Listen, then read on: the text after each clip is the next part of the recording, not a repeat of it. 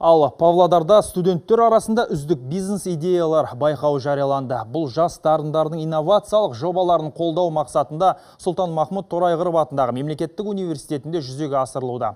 Десе де өз жобасын кәсіпкерлікпен байланыстырғысы келетін жастар қазақстандық қамту бойынша өткізілетін сатып алуларға қатысудың қиын екенін айтады. Үшінші курста оқитын Ләззат Смағұлова жаңа сүт өнімін жасаудың технологиясын ойлап тапты. Мұздатылған йогурт микроэлементтер мен дәрумендерге бай.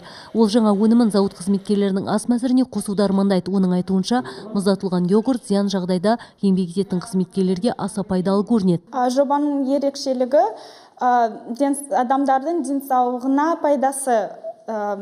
Өнімнің құрамында лактобактериялар бар, олар денсаулығына жақсы пайдалы әсер етеді. Бүгінде 20 студент көз жобасы арқылы жекесін ашқан, алайда олар ірі кәсіпорындармен іскерлік байланыс орнатуда қиындықтар бар екенін айтады. Қазақстандық қамтуды дамыту туралы көп айтылады, бірақ алып өндіріс ошақтары біз сияқты шағын кәсіпорындарға назар аудармайды.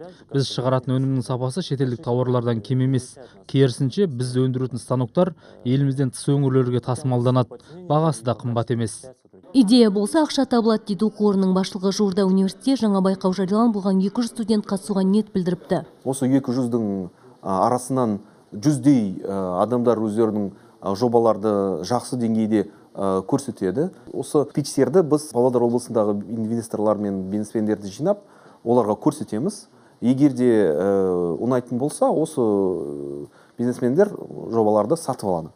Жоғары оқу орнының түлектері жасаған жобалар алыс-жақын шетелге танылып үлгерген. Тың идеялардың қатарындағы интерактивті модульдердің орны бөлек.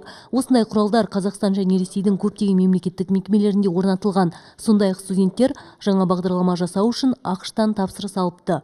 Ақмарал Есімханова, Марат Игіліков және Алексей Амельницкий. Қорытынды жаңалықтар Павлодардан.